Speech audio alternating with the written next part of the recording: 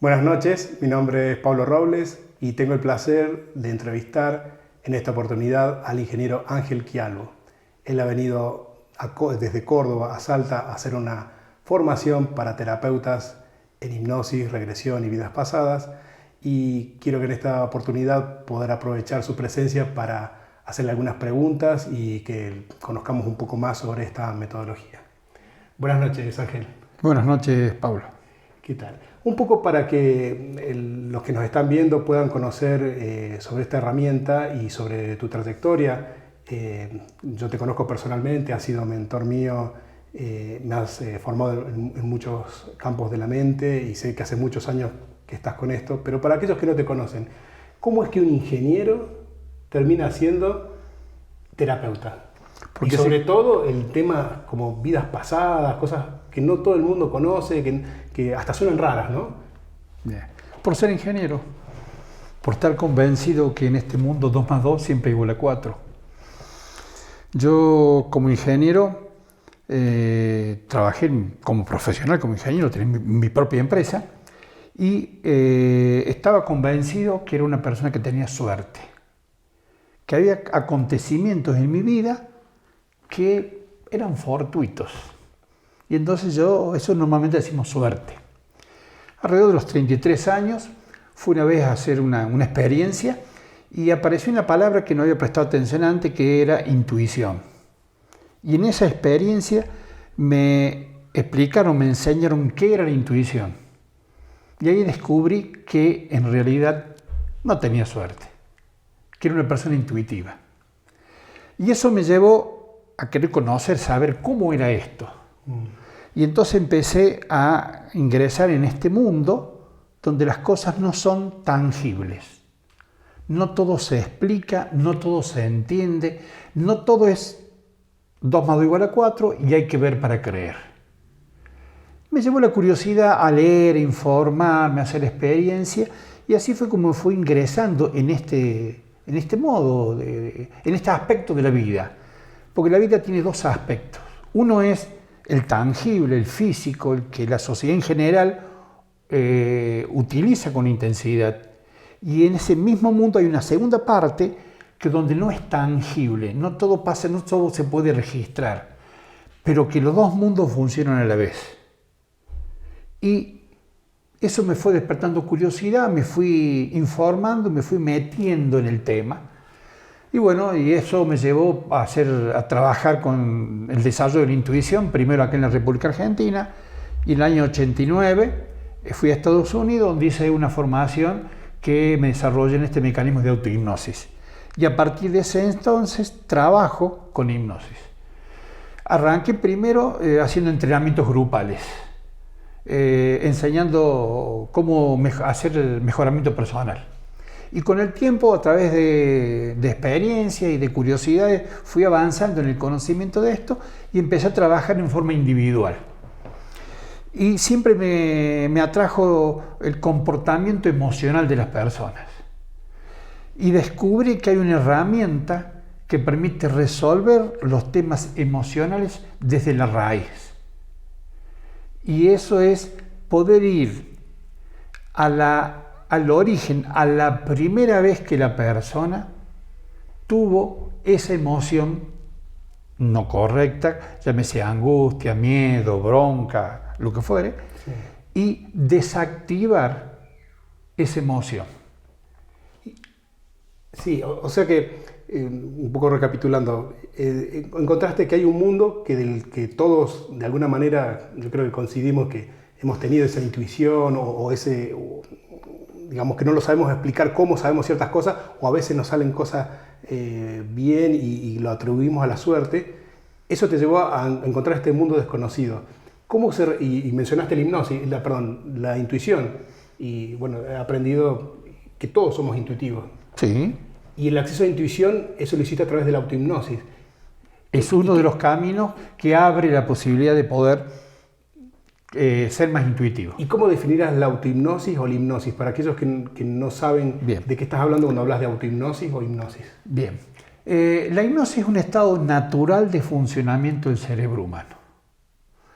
Todos los seres humanos, todos los días, entramos en trance hipnótico.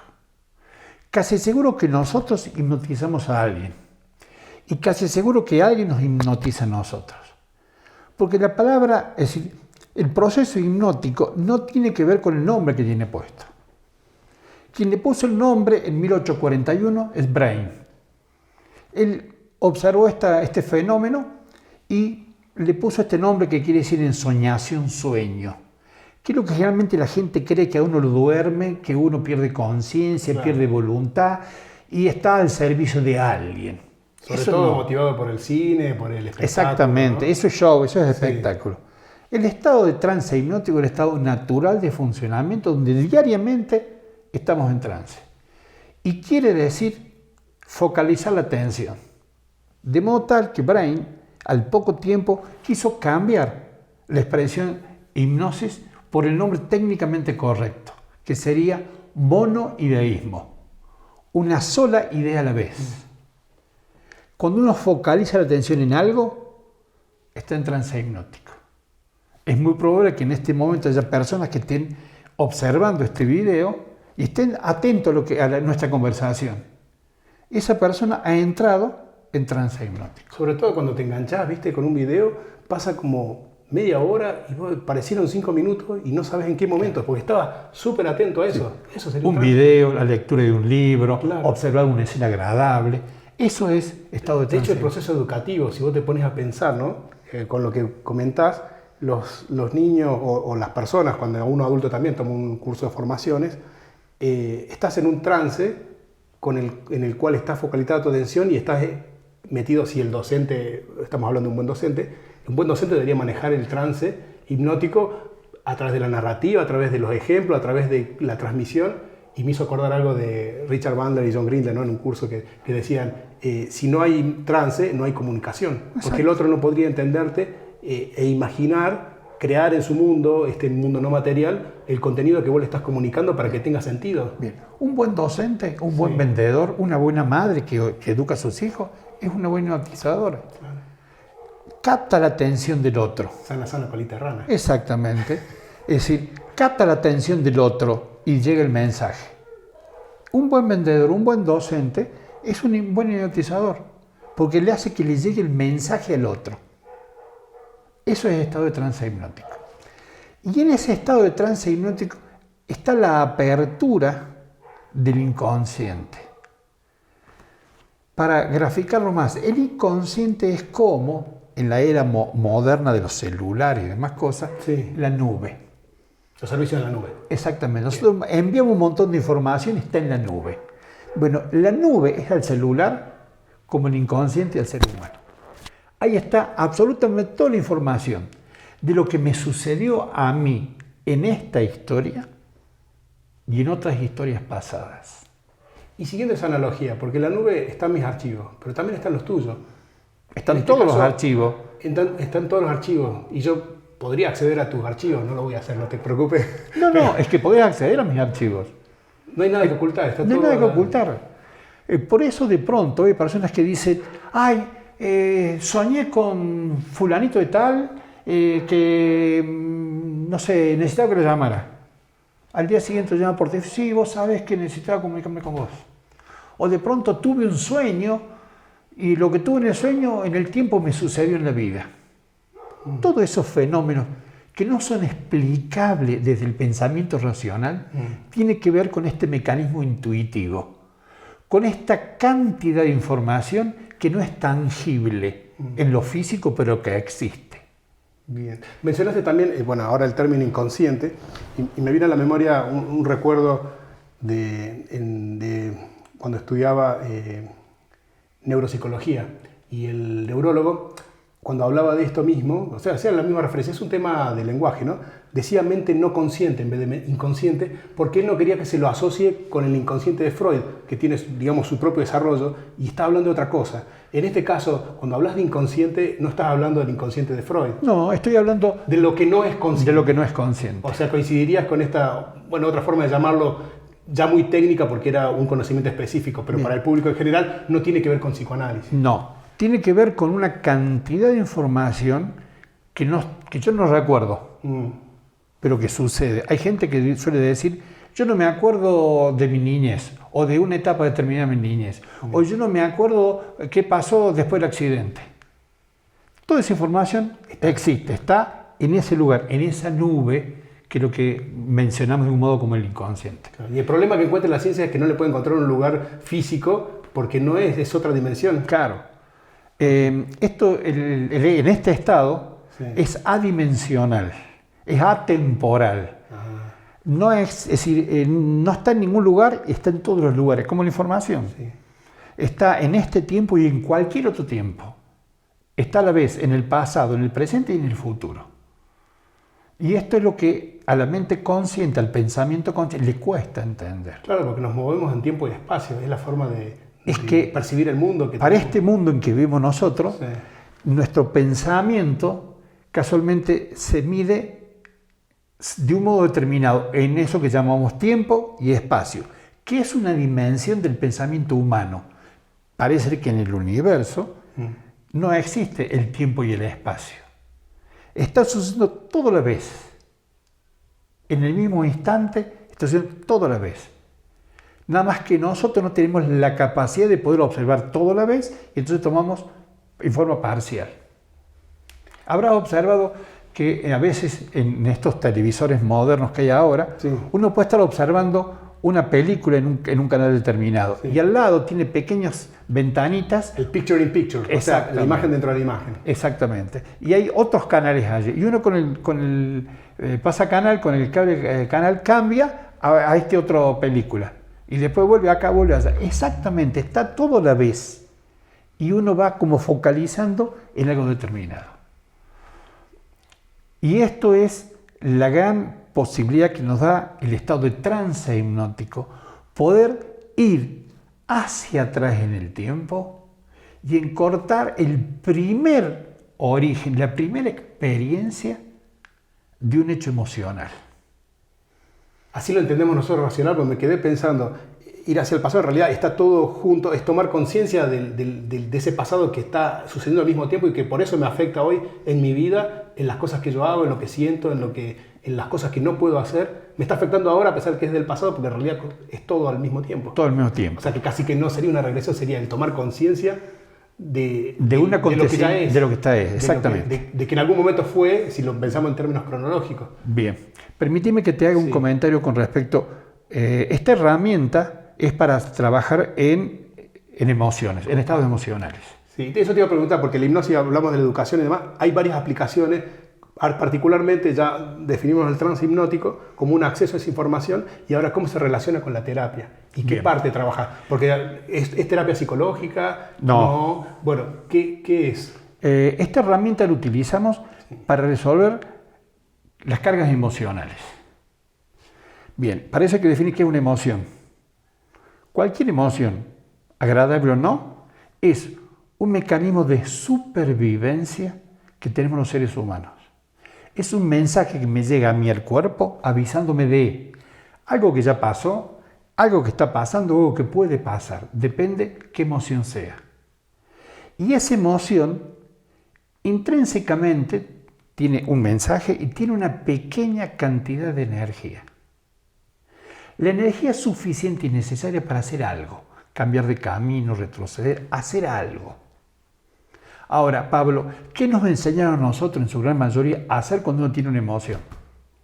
Y bueno, por ejemplo, lo que somos hombres, los hombres no lloran, te la tenés que aguantar, el miedo hay que enfrentarlo. Bien, digamos somos represores. Es así, reprimimos la emoción. Ahora, al reprimir la emoción, ¿qué hacemos con esa energía que trae el mensaje? Y la reprimimos, queda ahí. Exactamente, queda alojada en nosotros, en algún sistema o en algún órgano. Y como somos repetidores de esa emoción, en ese sistema o ese órgano se van acumulando una cantidad de energía. No sé, 87, 625, 10.000 veces. Llega un momento que la carga energética es tan alta que el sistema o el órgano no lo soporta. Y se manifiesta de dos modos, en distintos tiempos. Primero, emoción exagerada. Esa persona siente o miedo, o bronca, o angustia, cada vez más intenso, más intenso, más intenso, porque va aumentando la cantidad de energía. O sea, ante el mismo estímulo no es proporcional la cantidad de emoción, que es mucho mayor a lo que es el estímulo. Claro. Eso que decir, no era para tanto, que el tipo explotó, se enojó, tiró todo. Va en el auto un pequeño... La gota que rebalsa el vaso cuando decimos... Exactamente. Sucede eso, emoción exacerbada, que hasta la gente la lleva a entrar en pánico, por ejemplo. Fobias, pánico, todas esas conductas tienen que ver con eso. Y lo segundo, en un segundo tiempo, es que esa energía afecta el sistema o el órgano. Y ahí viene el problema de salud. Por eso se dice de que nuestro cuerpo habla de nuestro estado emocional. Una persona que padezca miedo tiene problemas urinarios. Una persona que padezca bronca, enojo, ira, tiene problemas hepáticos. Y así es como nuestro cuerpo habla de nuestro estado emocional. Ahora, esto que vos decís que se junta en el cuerpo, ¿no? Estas emociones y que pueden afectar un sistema. Cuando hablamos de vidas pasadas, me estoy imaginando que como hay algo mío, ¿no? Definirlo alma, espíritu, no sé, ahora me dirás cómo lo llamas, que va de vida en vida, pero entonces el órgano con la emoción se debería haber quedado ahí. ¿Por qué es que yo tengo hoy, me está afectando eso, si estaba en un órgano o estaba en el cuerpo? Y el cuerpo muere en una vida anterior. Bien.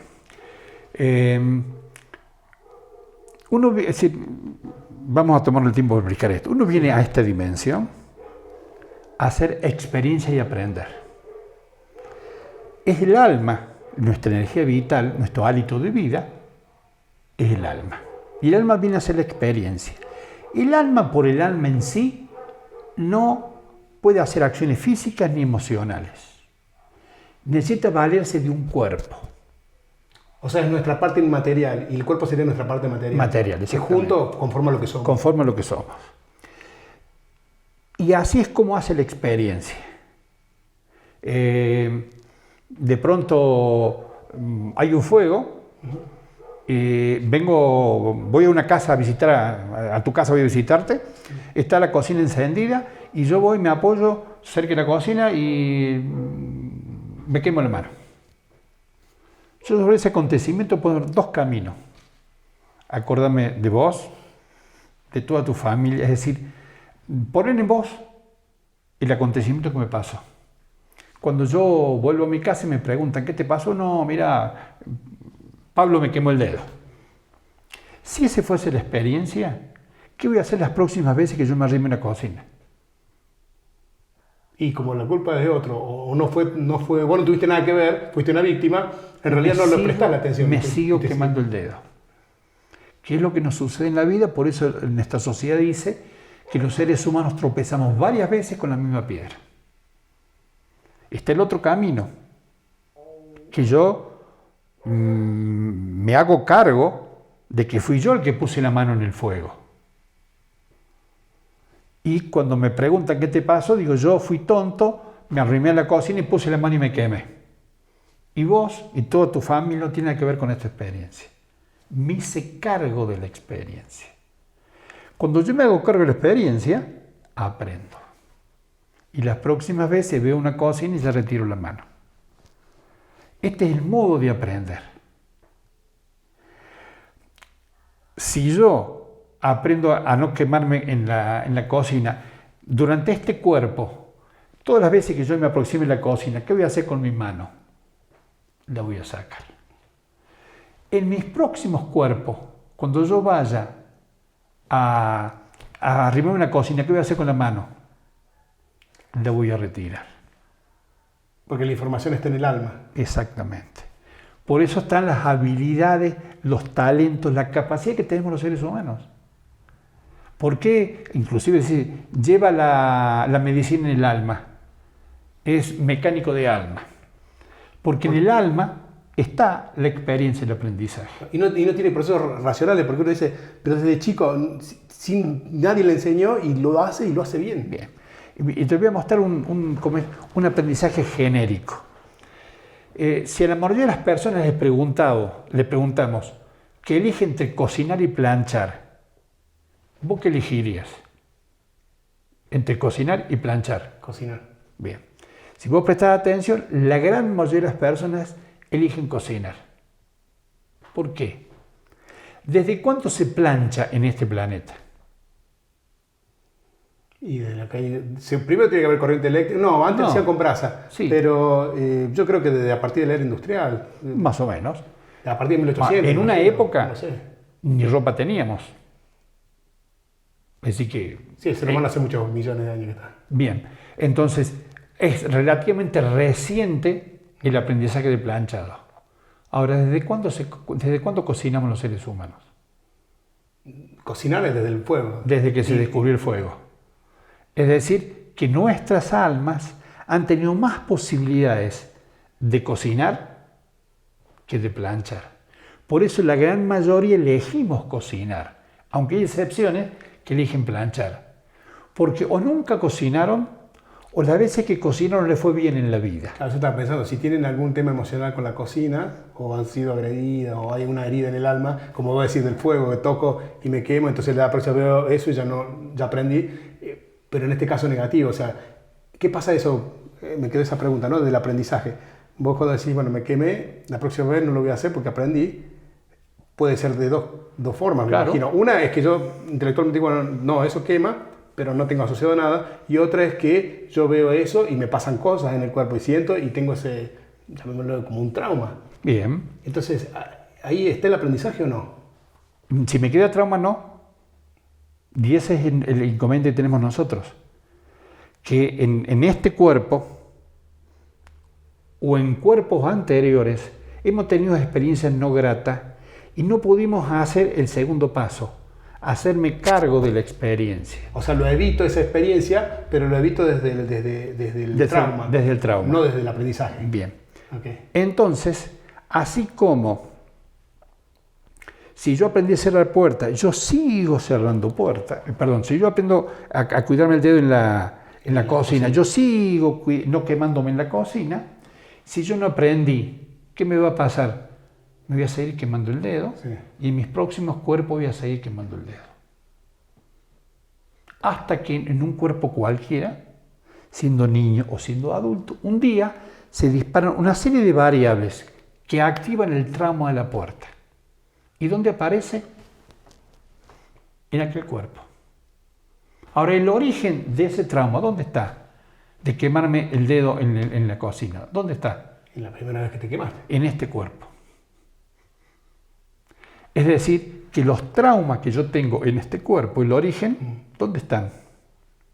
La gran mayoría en experiencias anteriores. O sea, lo llevamos en el alma. El trauma está en el alma. O sea, lo que sanamos es el alma. Es que esta herramienta trabaja con el alma. Y como alma y cuerpo van de la mano, esa manifestación termina siendo, por ejemplo, corporal. como decía, de que se mejora un tema de salud inesperadamente. Exactamente. El sistema emocional. Sí, o cambia una conducta. Porque el alma y el cuerpo conforman a la persona. Lo que pasa es que lo emocional, lo experiencial está en el alma, no en el cuerpo. A mí me encantó una definición que una vez te escuché decir, de que somos seres emocionales que aprendimos a pensar, ¿no? Sí.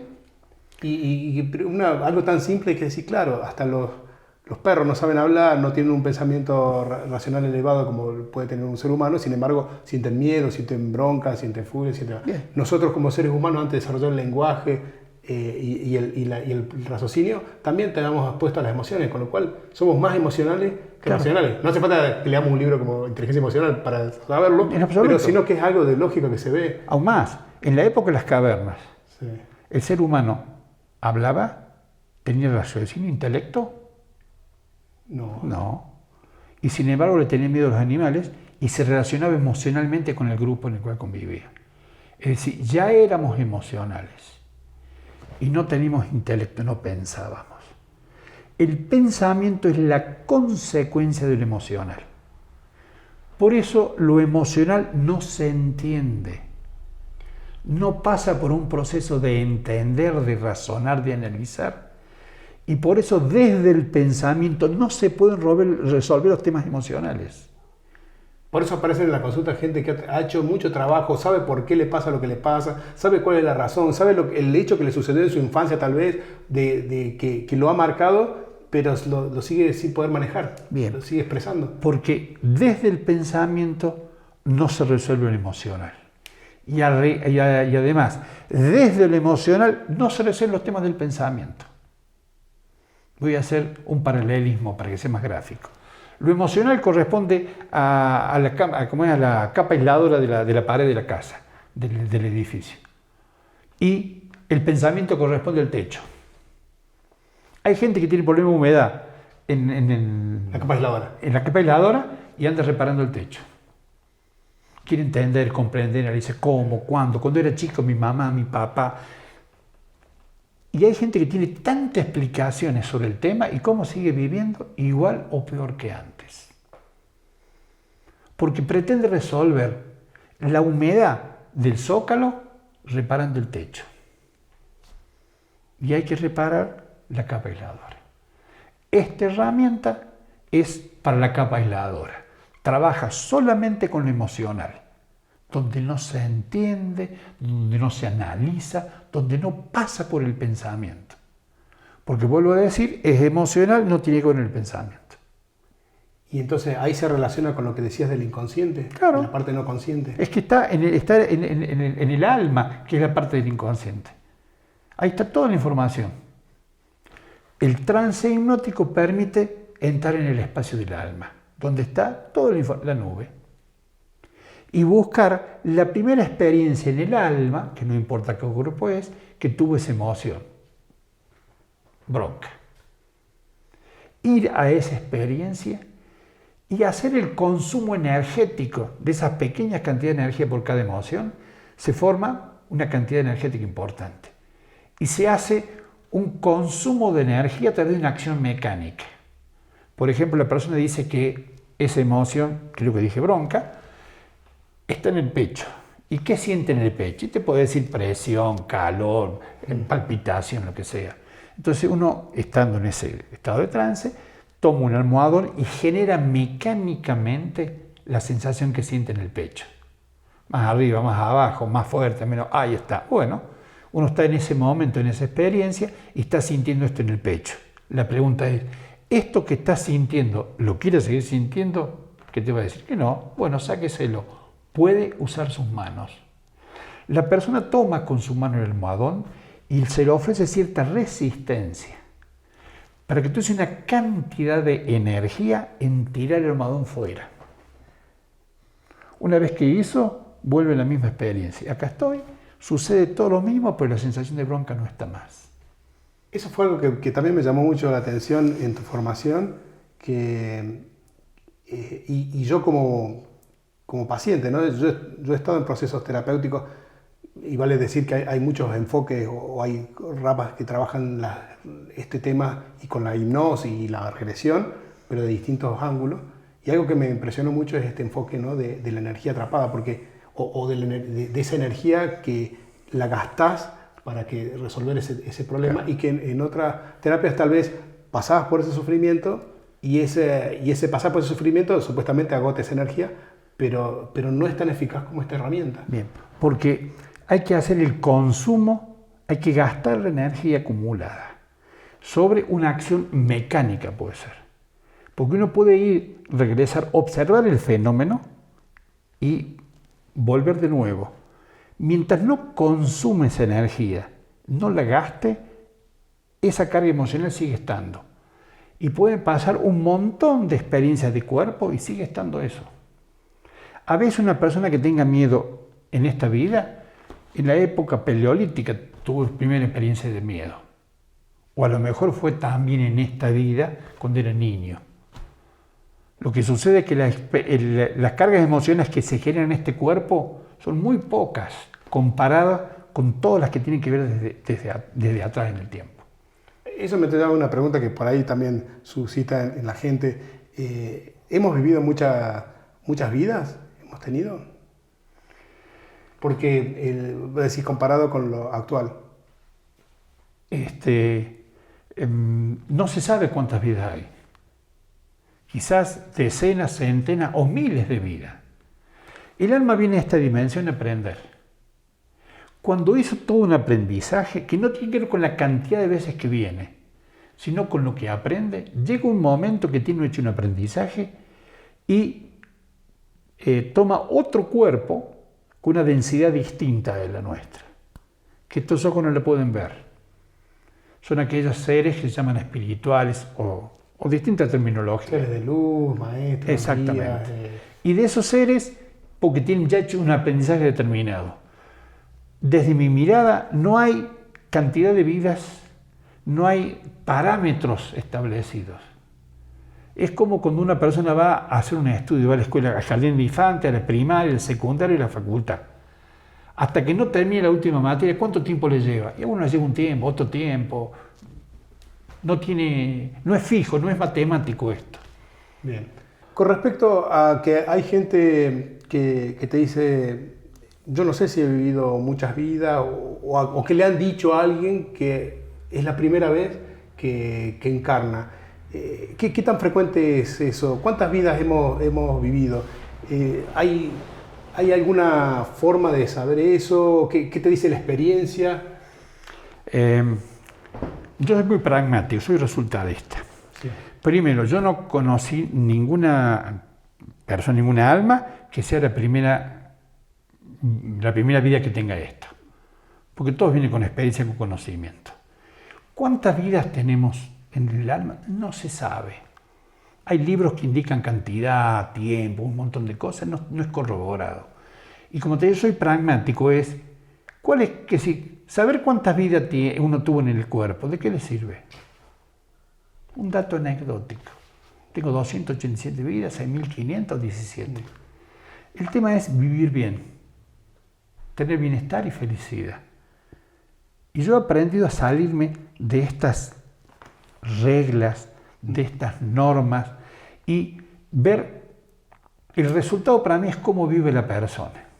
Sobre todo muchas de las cosas que vienen de personas que nosotros estimamos o que confiamos porque tenemos como cierta autoridad en el tema y que a veces como seres humanos nos podemos equivocar y terminamos con conceptos equivocados y que de vuelta, ¿de qué me sirve eso? Claro. O sea, ¿qué resultado tengo? Los seres humanos funcionamos mucho con las creencias. Las creencias ¿para qué están establecidas las creencias? Las normas, las reglas. Para manejarnos de alguna manera en el mundo. Para establecer orden, voy a ser más sutil, para establecer orden. Pero ninguna creencia fue establecida para tener bienestar y felicidad. Y mira un detalle, yo siempre sugiero, hay que hacer lo que hacen los exitosos.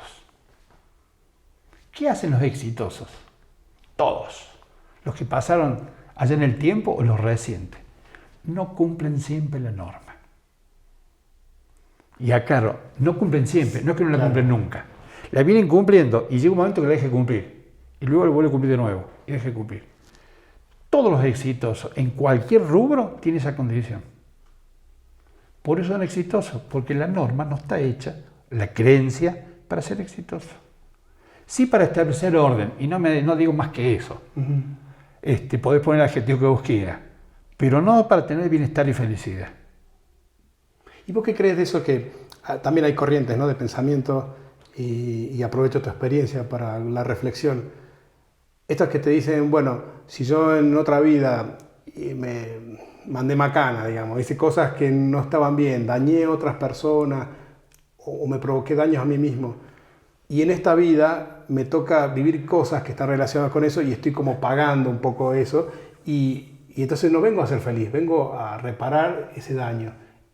¿Qué lectura te hace esa reflexión que tienen algunas personas que lo llaman a veces karma, que lo llaman, incluso a veces desde el punto de vista positivo, dicen, sí, bueno, a mí me toca una situación difícil porque en otro momento y tengo que aprender, pero es como que no se permiten esto de ser feliz. Y entonces cuando vos dijiste lo de felicidad y que venimos a ser felices, es como que está muy contradictorio. Sí, no encaja tanto porque no está pensado así las creencias, como un poco bien dijiste. Entonces, casualmente. Incluso terapeutas que trabajan con esta metodología, que dicen, bueno, en una vida te va a tocar difícil porque es un camino que tiene que hacer el alma y no te lo ponen de una manera como que feliz, todo lindo y bonito. Vos usaste una palabra que voy a aprovechar para hacer un concepto. Karma. La etimología de la palabra karma quiere decir pensamiento. Todos nosotros vivimos como pensamos. Si yo en una vida pasada cometí un error, maté a alguien, yo en esta vida no tengo por qué pagar lo que hice en esa vida. Porque uno que viene a esta dimensión a aprender. Y para aprender, ¿qué hay que hacer? Equivocarse. Y si yo por lo equivocado tengo que pagar en esta, en la próxima cosa, yo digo, yo me bajo, no continúo en esto acá. Uno viene a aprender. Para aprender hay que equivocarse y comete errores. Lo no bueno es haberse equivocado y no haber aprendido. Él no hace ese cargo. Él no hace ese cargo. Cuando uno se hace cargo y aprende, ni en esta ni en otra vida tiene por qué pagar los platos rotos. Esto es una creencia de sometimiento. No te portes mal porque acá o adelante va a tener... No. Yo vengo a equivocarme. ¿Cómo aprendo a manejar auto? Rayando el auto, chocándolo, equivocándome. ¿Cómo aprendo a caminar? Golpeándome. Esto le digo a mis hijos, eso del chocar el auto y eso se puede aprender de otras maneras, ¿no? Pero hablando de los niños, eso un poco también la educación nos forma así, ¿no? Porque estás centrado en el error y no te puedes equivocar. En vez de hacer lo que uno puede y mejorar, no, se enfoca en que tiene que salir perfecto. Ahora, y te castiga. Esos padres que le dicen a los hijos tienen las cosas perfectas, ¿cómo fueron ellos? ¿Se sacaron siempre 10? No existe eso. Existe ir mejorando, pero para mejorar, ¿qué hay que hacer? ¿Qué hay que hacer para aprender a caminar? Caerse y golpearse. Lo que sí tenemos que tener consciente, cada vez que el niño se cae, una neurona, un tendón, una articulación va aprendiendo. Tal es así que hoy caminamos automáticamente, ni pensamos en caminar. Pero para llegar a este aprendizaje que tuvimos que hacer, golpearnos un montón de veces. Sí. Como aprendimos los colores, a escribir, a sumar y demás cosas. Así es la vida. Uno viene a equivocarse y viene a aprender del error. Y voy a aclarar, y dejar de echarle la culpa a los demás. Que me pasa esto porque cuando yo era chico mi mamá, mi papá o el lugar donde yo vivía o esto. Es decir, las personas tienden a exteriorizar el origen de su problema. Y en realidad es uno el que viene a hacer experiencia y aprender de esa experiencia. Yo vengo a quemarme el dedo en tu cocina para aprender a no poner el dedo sobre el fuego. Si yo me hago cargo de esa experiencia, de aquí en más, no lo voy a hacer. Pero no es lo que nos enseñaron. Uno tiene que sacarse siempre 10, tiene que ser siempre bueno, tiene que hacer todas las cosas bien. Esa persona, si viene acá, viene de vicio. Si sabe todo, ¿a qué viene esta dimensión? Sí, se me ocurre que están alejados de lo que aprendemos y que no está incorporado esto de las creencias que comentabas, que hasta cuesta a veces asumir eso de ser feliz o de pasarla bien. Claro. Pero que nada te lo impide, pero a la vez es como que no está dentro de nuestro universo ese pensamiento. O no nos permitimos porque tenemos otros condicionamientos, ¿no? Porque en la vida hay que sufrir para disfrutar, claro. Hay que trabajar de sol a sol, tragas el pan sobre tu frente. Y parirás con dolor. Parirás con dolor. Una pregunta, los animales, cuando paren, ¿sufren? No le pregunté. No es preguntar, hay que ser observador. Sí. Y no sufren. Nosotros los llamamos inteligentes. Nuestras mujeres paren con dolor. Yo tengo 3 hijos y la madre de mis hijos se preparó física y mentalmente para tener un parto sin dolor. Y los 3 hijos nacieron sin dolor. Y en el segundo de mis hijos, un médico dijo, la primera en mi vida que vi una mujer que da a luz sonriendo, alegre. Eso es simplemente un pensamiento y una preparación física, como lo hacen todas las especies. Entonces, hay mucho que revisar en nuestras creencias. Y eso está dentro también del proceso terapéutico. ¿Cómo es? Me gustaría saber un poquito más. La persona llega, te consulta, ¿Con qué es? ¿Qué se lleva? ¿Qué le ofreces? ¿Cómo es el proceso? El tema de las creencias no tiene que ver con el entrenamiento, con la experiencia del proceso terapéutico, sino estamos hablando en general de aspectos que suman al bien vivir de las personas. Las personas recurren a mí cuando tienen problemas emocionales, desde pánico a situaciones cotidianas que no responden del modo correcto. Y muchas de ellos han tenido experiencias con distintos procesos. Y entonces vienen y plantean cómo es su tema emocional, le hago la explicación de todo este proceso cómo es, y luego de esta charla previa la persona decide si realmente quiere trabajar conmigo o no. Eso tiene una primera sesión que es de preparación, y luego a partir de la segunda sesión, en cada sesión se trabaja una carga emocional, que es la que elige el consultante.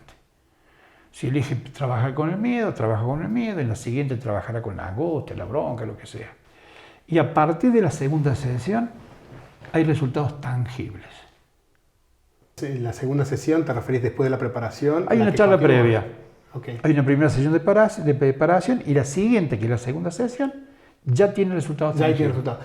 Y si trabaja una emoción, ¿la trabaja ahí y sana ahí o es necesario a veces varias sesiones para una emoción? No. Esto es como tratamiento de conducto. ¿Qué es el tratamiento de conducto? No conozco bien técnicamente, elimina el nervio dentro del diente de la muela y no tiene más sensibilidad. Exactamente lo mismo. Y trabaja una emoción y esa emoción deja de tener esa carga que tiene. Cuando aparece un acontecimiento, si trabajo la bronca, como aparece un acontecimiento que dispara bronca, la persona siente bronca. Pero la bronca que tiene ahora tiene proporción con lo que pasa. Si una cosa pequeña, es muy pequeña la sensación de bronca, si es importante, tiene mayor magnitud, pero deja de sentir esa sensación que lo desbordaba y que hasta cometía errores, por ejemplo, ¿no? Que se baja el auto a querer pelear a alguien por una cosa insignificante. Me hiciste acordar otra expresión que te he escuchado en alguna oportunidad, corregime si no la recuerdo exactamente bien, pero que las emociones no se controlan, las emociones se expresan, se sienten.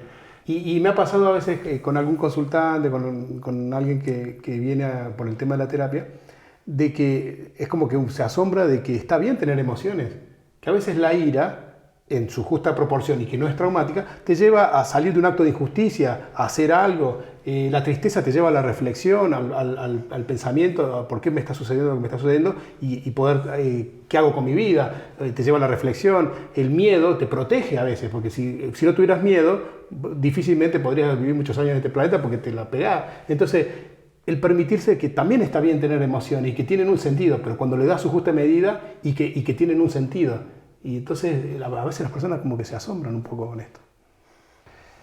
Ángel, ¿qué opinión te merece la gente cuando te comenta de que fue a una persona que le leyó el aura, que le dijo que le lee el destino, que le puede hacer interpretación del alma y entonces le dice qué es lo que le pasa, cómo le pasa? ¿Qué lectura haces de eso y del proceso terapéutico desde la hipnosis o desde la regresión con respecto a los consultantes? Porque a veces te dicen, de hecho me han llegado consultantes diciendo esto, por ejemplo, me han dicho, porque no es una experiencia de ellos, que adhiero a esto de la experiencia, básicamente qué pasa cuando lo viví, ¿no? Pero me han dicho de que soy un alma que es la primera vez, que estoy en una encarnación, o me han dicho esto, me han dicho lo otro, y las personas a veces se angustian, se enganchan con problemas que encima antes no lo tenían. ¿Qué opinión? Sí, o no lo tenían, o que lo tenían y ahora tienen la explicación por qué tienen el problema, pero no lo resuelven. Eso tiene que ver con que la gente busca desde el pensamiento tener la información, entender cómo, cuándo, dónde y por qué. Incluso para lo que a mí me pasa, que a otro me lo diga. Entonces me lo está diciendo para que yo lo entienda. Sí, pasa mi alma. A veces uno le da poder al otro, me dijo tal cosa. La pregunta es, ahora yo sabiendo dónde, cuándo, cómo y por qué, ¿cómo lo resuelvo? Porque ahí caemos en el origen de esto. Que la gente quiere resolver desde el pensamiento lo que le corresponde al alma, a la emoción.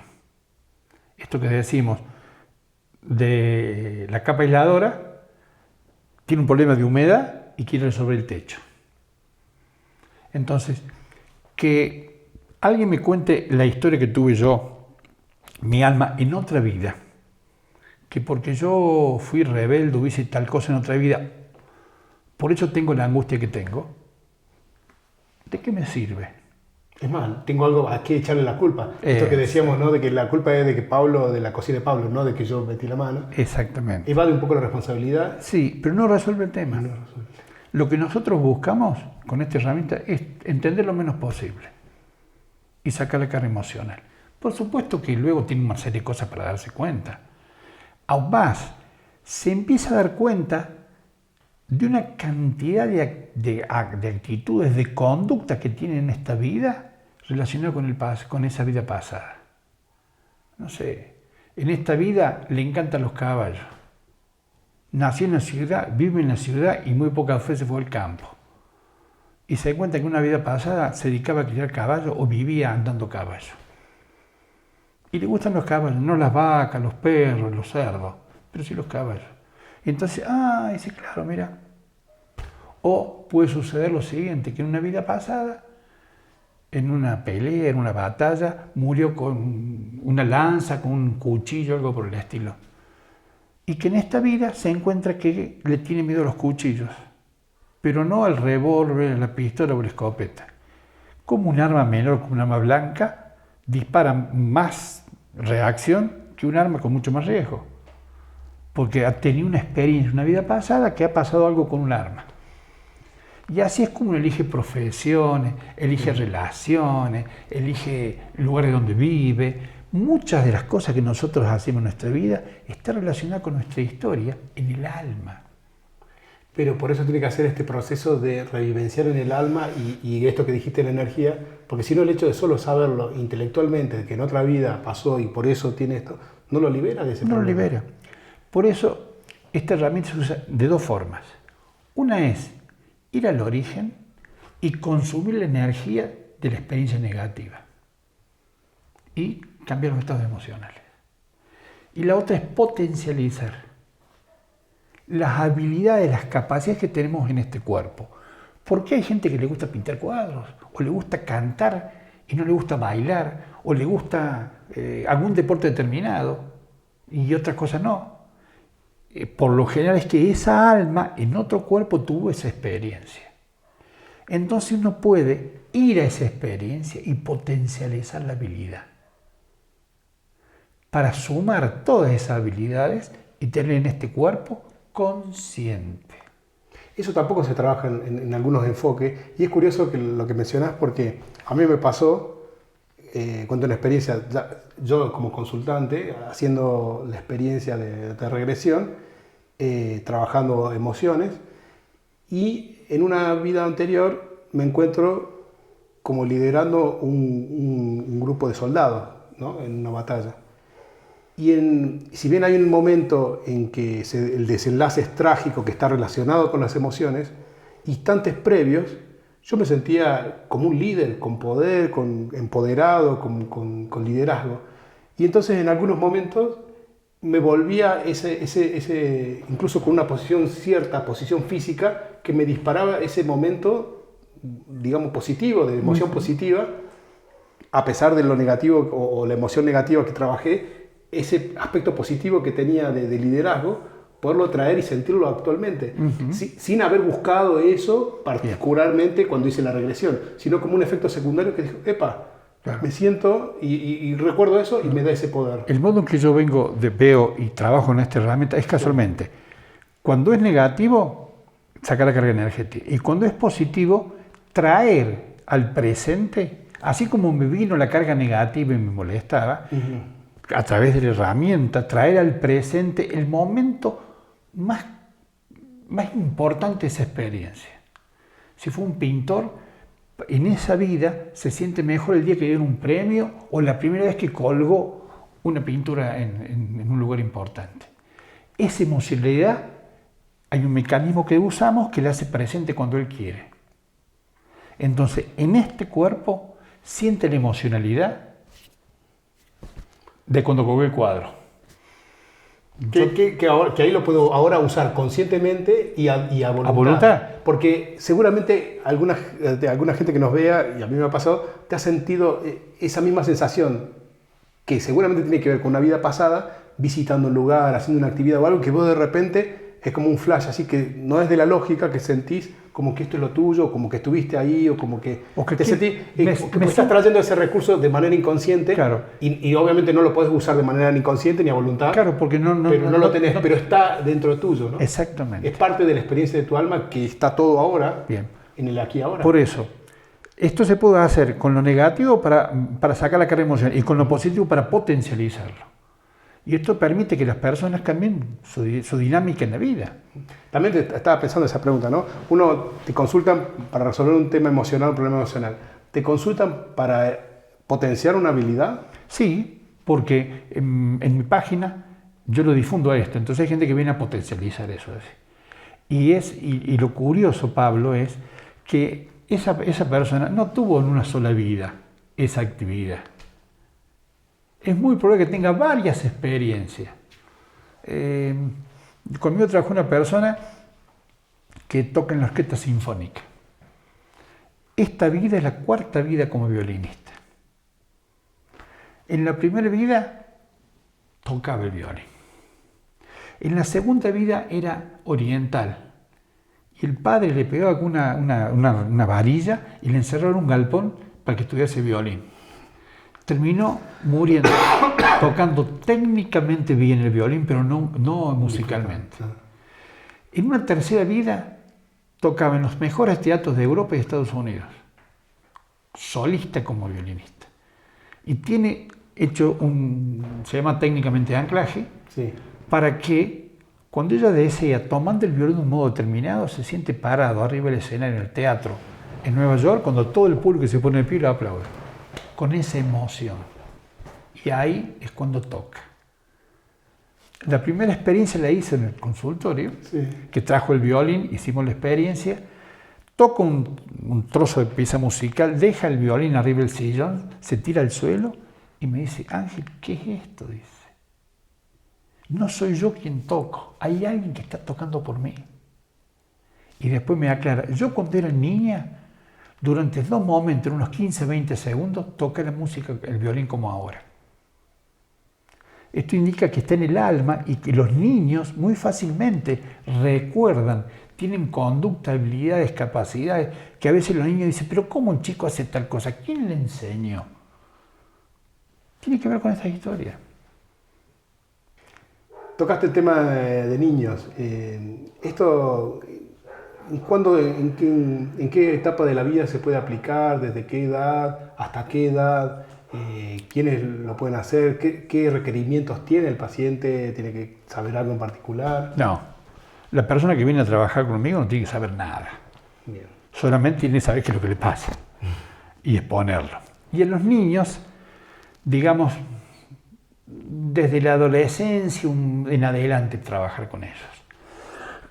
Cuando los niños son pequeños, por debajo de 7 años, es conveniente no usar esta herramienta, porque tengo que aclarar el porqué de esto. Porque el alma no está terminada de instalar en el cuerpo del niño. El alma es una cantidad de energía que se va instalando en la masa corpórea. Cuando está la primera célula, ¿cuánta energía puede entrar en esa célula? Una pequeña cantidad. Entonces se empieza a instalar en la concepción, luego de concebido. A lo largo del embarazo se sigue incorporando. Cuando nacemos tenemos más o menos el 50% del alma. Y se termina de instalar aproximadamente en los 7 años. Esto explica por qué los niños pequeños se pueden, voy a decir una palabra, traumatizar fácilmente.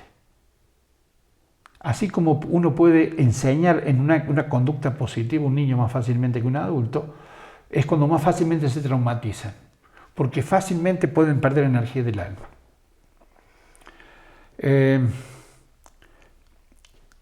Y esto tiene que ver también con las conductas de los adultos. En cada trauma queda atrapado un pequeño pedacito de alma.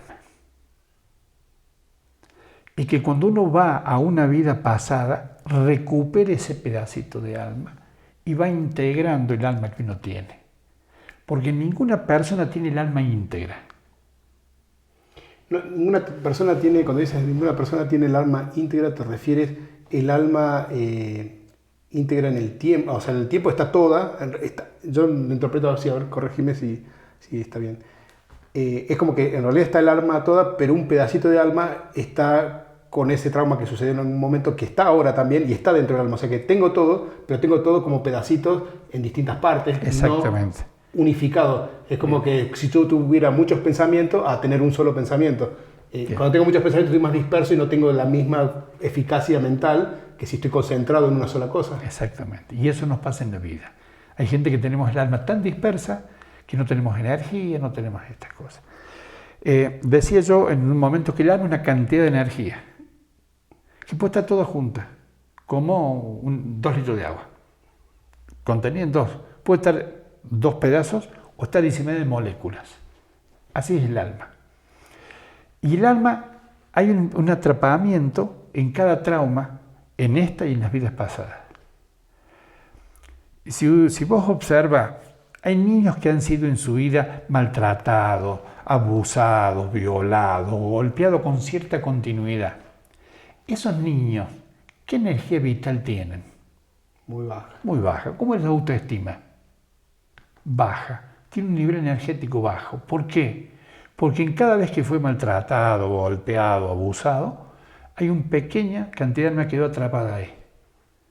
Y eso hace que en su vida sea, con esta herramienta se van recuperando esos pedacitos y hace que esta persona tenga un nivel energético, un nivel de vida totalmente distinto. Eso, yo, perdón que por ahí marco cosas porque conozco de otras formaciones que también he tomado, la diferencia en el consultante cuando trabaja la emoción no es solamente que se libere la emoción, sino que hay como un aumento de energía vital que se nota, ¿no? O sea, que te lo dice la persona, oh, me siento con más energía, con más cosas, y que se hace este trabajo, ¿no? Que mencionás de recuperar esa energía. Uh-huh.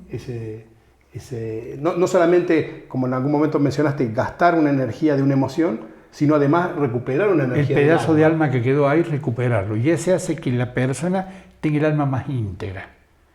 Y a medida que vaya haciendo más experiencia en esto, logra tener mayor cantidad de energía en el alma disponible y hace que esa persona tenga una respuesta en la vida distinta.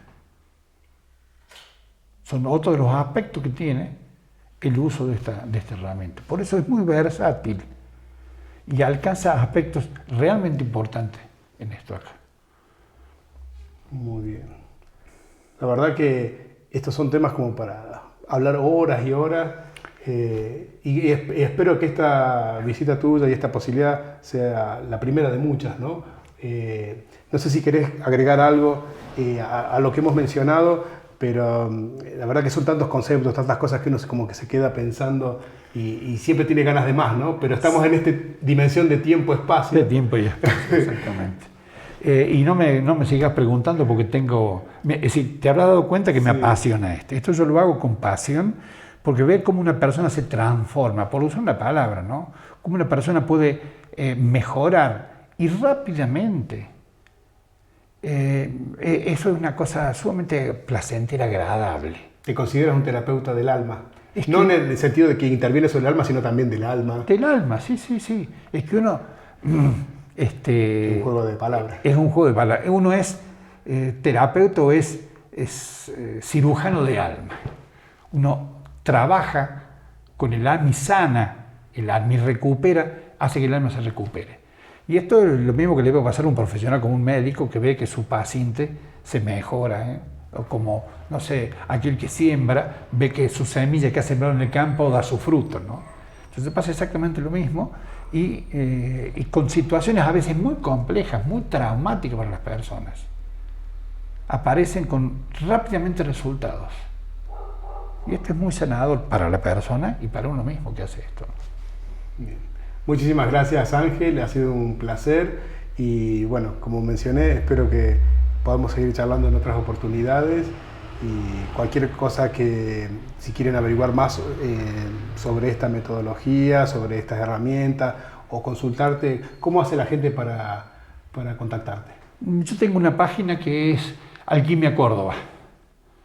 En la pueden encontrar, o por mi nombre, Ángel Chialvo, y ahí van a encontrar la información. Bien. ¿Estás en Córdoba, en la ciudad de Córdoba? Yo trabajo en la ciudad de Córdoba. Y si no, a través tuyo, también se pueden contactar con vos. Y si no, buscan hipnosis en Córdoba, regresiones en Córdoba y aparece toda mi información del caso ese. Bien, muy bien. Muchísimas gracias. El agradecido soy yo, Pablo. Bueno, muy amable. Y muchas gracias también por vernos, por visitarnos. Dejaremos información aquí debajo del video. Y bueno, seguiremos con este trabajo del alma, con pasión desde el alma. Desde el alma. Gracias.